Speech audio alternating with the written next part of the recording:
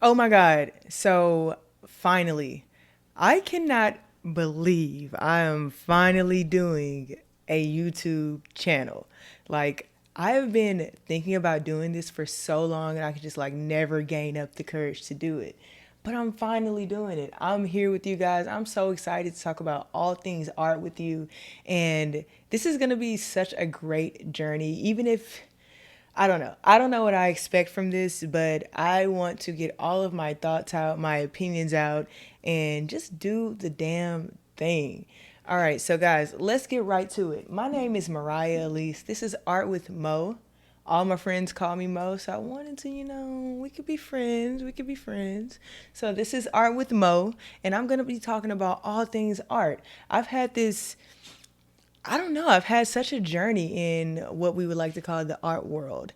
And it's been an exciting journey. It's been a fast journey. And I want to share with you guys what I believe, what my opinions are, and whether you agree with them or not. And what I think I'm right about, what I think I know about the art world from a financial standpoint, from a cultural standpoint, from all of the different angles. I have a unique background in art. I've been an art teacher. I'm still an art teacher.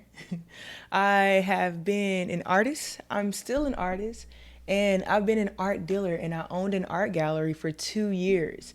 And I managed and I directed that art gallery and I curated all of these art shows and it was amazing. It was, and one day I'm going to tell you guys all about that journey. But what I really, really, really want to get into is when I left that and through the process of that, I realized how important certain people are. And before that, I only looked at the artist because me, myself, I was an artist. I am an artist. I only looked at what I really want to talk about with you guys is why the collector is so important. They're so important. And I really want to just dive into that. So let's get to it. Let me get comfortable because I'm about to tell you guys not a story, but a scenario. All right. So let's say I'm the art dealer in this situation. I have the gallery. I'm the person that's like, oh, come in, look at these great pieces. I have a list of collectors where I know what they like. I know what art they're into. I know if they might buy something, if they might not buy something. And then I have on the other side, I have all of these crazy, amazing, talented artists, right? I know all of their styles. I know all about them. I know what their work is about. I've dug real deep into it. My job is to connect these collectors, the right collectors, to the right artists. Okay? Take them, show them around, show them the new art that I have, invite them to the new gallery openings that we might have. I'm trying to make a match. I'm Cupid. Okay? Let's just say I'm Cupid, right? Well, the deeper, the deeper, and the deeper you go into understanding not the art world, not just art on a surface, but understanding the art market, the market. And let me back up because I want you guys to realize the art market is just like any other market. Every industry has a market. Every industry has consumers, customers, people that drive the market. Oh, but the art market, we're going to get into it. We're going to go really deep into how controlled it could be the deeper you go into it. So, anyway, I'm Cupid. I'm like, oh man, you and y'all make a good match. I want to introduce you guys. So that's what I do because I'm the art dealer. I'm like, oh, you were really, collector number one. You were really like artist number five's piece. Let me show it to you. You were really like their collection. So anyway, you marry the two in hopes that this collector not only buys it, so the dealer wins and the artist wins, but you really, really, really want that collector to be the right collector. Why? Rule number one, you want them to love the piece. To me, that is the most important thing. You want that piece to go home to such a loving family. You want them to cherish that piece. You want them to want to pass that piece down generation after generation after generation. You want them to preserve the story. and I'm a black woman, right? And so I think that especially with black art, I think the preservation of stories are important. And you really want whoever collects, it doesn't matter if you're black, white, Native American, Asian, whatever art you're selling to a collector, whatever story you were telling when you were painting or you were drawing that piece or you were sculpting that piece, you want that collector to preserve that story. Preserve the story or preserve the beauty that you felt when you first seen that piece. And I say that in a few different ways. You have a few different type of collectors. You have collector number one that is going to buy the piece. They love that piece. They're going to look at the piece every day. They're going to hang it up in their home. Their wife is going to love it. Their husband is going to love it. Everyone's going to love the piece. And they're going to try to pass it down to their sons and their daughters and their grandchildren. And then you have collector number two. Collector number two is a very keen collector. That collector has a focus. That collector has a theme behind their collection. And they know what they want to collect. They know when they bought that piece. They know why they bought that piece. They know where that piece fits in to their collection. It's almost as if they are an artist themselves and they're building this almost this timeline of their lives and when they collected this piece, why they collected it, why it fit into their collection.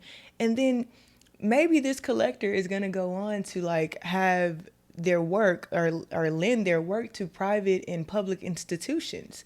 So that's collector number two.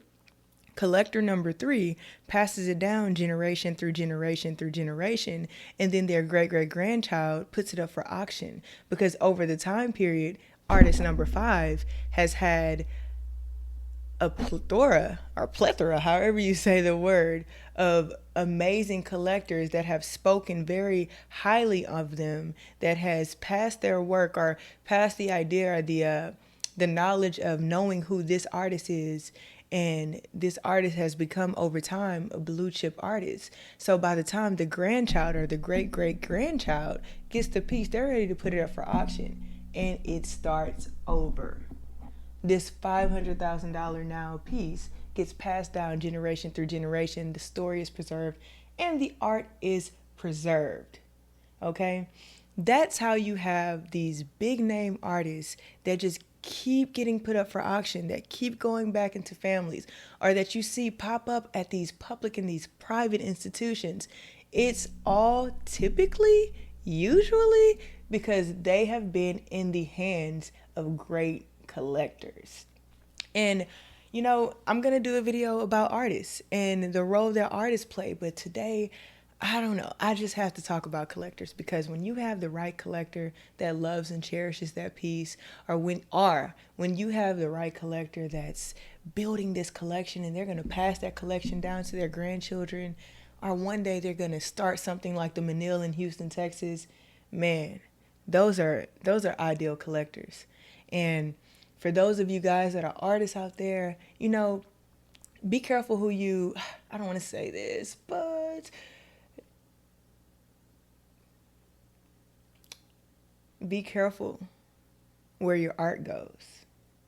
Because some art will go on the wall and no one will ever see it ever again. But man, I just think that the preservation and the historical process behind what you're doing as an artist, I think it should go on and on and on. And it shouldn't just be framed for 2 years and then they take it off the wall and they throw it outside and they don't want it anymore. Art is not that.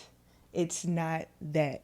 So if you are the type of artist that you want your work to go on and on and on, just be careful with who's dealing your work. Be careful with who you're selling your work to or the market that you're going after. And I had to talk about that. I had to talk about how important collectors are to me because I like to hear their stories just as much as I like to hear the artist's story. And I'm going to talk, and this was more so like about like a one process thing, but believe me, I'm going to go into how to fractionally invest in art. I'm going to go into, I really want to dive into how to fractionally invest in art, how to invest in art, what pieces to buy, what pieces to kind of look at and say, this artist might go somewhere in the next 10, 20 years. I really want to dive into the market of things, but the first step, I believe, was talking about the collectors, because hopefully I'm talking to collectors. I would love to be talking to artists as well.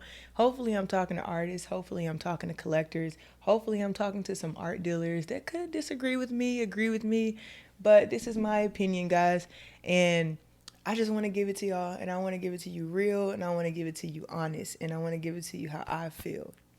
So thank y'all for bearing with me through this video, listening. If you have any questions, comments, if you think this might be something that you want to continue to listen to, subscribe. I don't know why I'm pointing. I always see like YouTubers point down. I don't even know how to put like the little subscribe thing to pop up, but I'm gonna try. So subscribe, subscribe right here, and I'll see you guys soon. All right, thanks.